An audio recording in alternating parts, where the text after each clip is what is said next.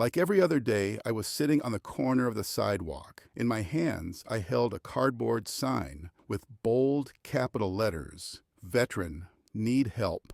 But no one looked. Everyone turned their heads away as if I didn't exist. I was used to it. A few minutes passed, and then someone stopped. I saw their shoes first. Polished leather, a designer suit. I knew the type. These kinds of men usually walked past me without a second glance. But this man, he stopped.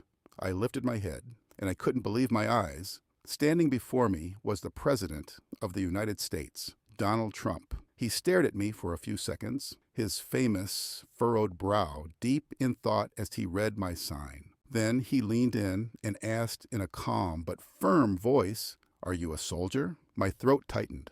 I swallowed hard. I used to be. He sat down beside me. The people around us were frozen in shock, staring, but he didn't care. "Tell me your story," he said. "How did you end up here?" And just like that, I began to speak. I will never forget the moment I got hit. The battlefield was pure chaos. Everything was burning. Gunfire deafened my ears. Enemy bullets rained down on us like an unstoppable storm. As a commanding officer, I was leading my men, keeping control. Everything was going according to plan. Until the moment, it wasn't. A sudden explosion ripped through the air. A scream echoed from my right. One of my soldiers, his name escapes me, but I will never forget his eyes, lay on the ground, his legs completely gone. He was staring at me, helpless. And then everything went black. My body was thrown into the air. I crashed down hard. My world blurred. My ears rang. Everything moved in slow motion. I looked down at my chest and leg. Blood was pouring out. A deep gash. The smell of burnt flesh. I was in pain, yet strangely numb. Beside me, my brothers in arms lay lifeless. I tried to scream, but no sound came out. "I'm going to die," I thought. "They're going to leave me here." But I didn't die. I heard voices, my soldiers carrying me. Their shouts were muffled, but desperate. "We're not losing the commander." I tried to lift my hands, but they wouldn't move. I closed my eyes. And then I woke up in a hospital. A bright white ceiling. My vision was blurry. Then a nurse's face appeared. "You made it," she said softly. "But we couldn't save your left leg."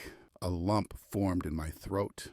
I couldn't speak. I just stared into the void. When I returned to America, I was treated like a hero. The airport was packed with people waving flags. Strangers shook my hand. They pinned medals on my chest. There were parades, speeches, smiling faces, loud applause. But when night came, no one could silence the screams in my head. Every night, the war came back to me. The explosions, the cries, my brothers dying one by one. The battle never ended. It just moved inside me, and no one could see it.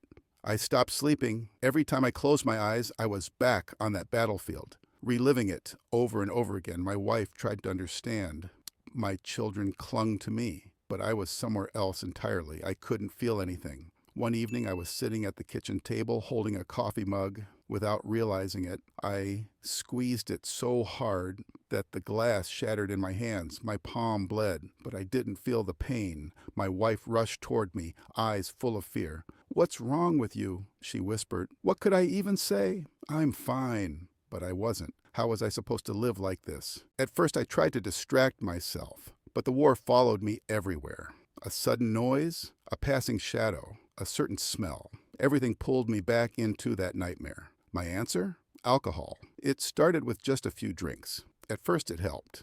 I could finally sleep. I could escape, just for a little while. But soon, a few drinks weren't enough. Every morning I told myself, not today, I won't drink today. But every night I found myself drowning in another bottle. Drunk, I could forget. Drunk, I could numb the pain. Drunk, I could stop feeling. I became an angry man. Arguments with my wife became constant. My children no longer understood who I was. I never laid a hand on them, but in my eyes, something was missing. Then one day my wife stood in front of me, tears streaming down her face. She stared at me. "We need you. Wake up. Be the father your children deserve." But I was already gone. Work became another battleground. In the military, I was used to structure and discipline. But civilian life, it was different.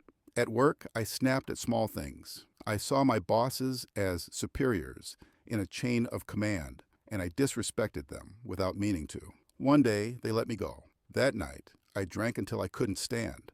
When I got home, my children ran to their rooms. My wife had a suitcase packed. "We can't live like this," she said, voice shaking. "Either get help or you lose us." I was drunk. I barely understood what she was saying, but I saw the emptiness in her eyes. I wanted to say something, anything, but no words came out. The door closed behind them, and just like that, I was truly alone. A week later, I was evicted from my apartment. I was once a major, leading hundreds of soldiers, but now no one wanted me. With only a few dollars left in my pocket, I sat down on a park bench. I held my service medal in my hands. It was given to me when I was discharged. Silver, still shiny, but meaningless now. I stared at it, my fingers tracing the edges. "This medal doesn't give me a home," I whispered. With trembling hands, I found a piece of cardboard and a marker. I wrote, "Veteran, need help," and I sat on a street corner. At first, I looked at people, hoping someone would stop, hoping someone would notice me. But no one did. They walked past, pretending I didn't exist. I had fought for my country, and now I was nothing to no one. Trump listened intently. He was really listening. Then he took a deep breath and narrowed his eyes. "No veteran should be left on the streets," he said. He pulled out his phone, dialed a few numbers. "This man is getting a place to stay."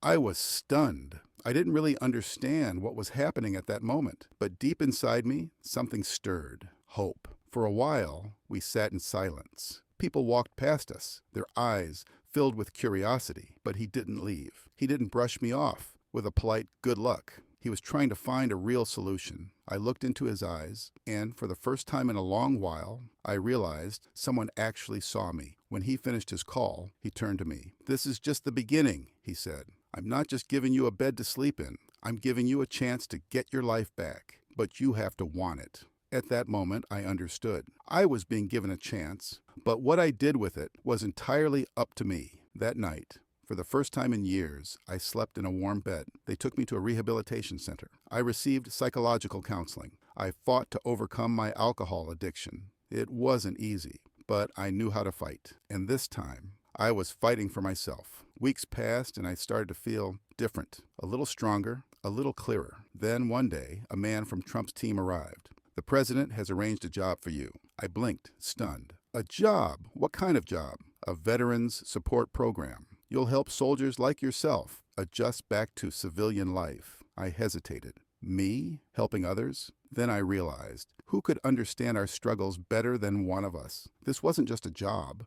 This was my new mission. Even today, I still have nights when the nightmares come. But now, when I wake up, I'm not alone. I've taken my life back. I'm working to rebuild my relationship with my family. But most importantly, I'm helping others. I was a man, lost on the streets, drowning in alcohol, completely forgotten. But one person believed in me. Sometimes I wonder, was it just a coincidence that Trump was there that day? Or was it fate? I don't know. But what I do know is this. In life, second chances exist. And I found mine.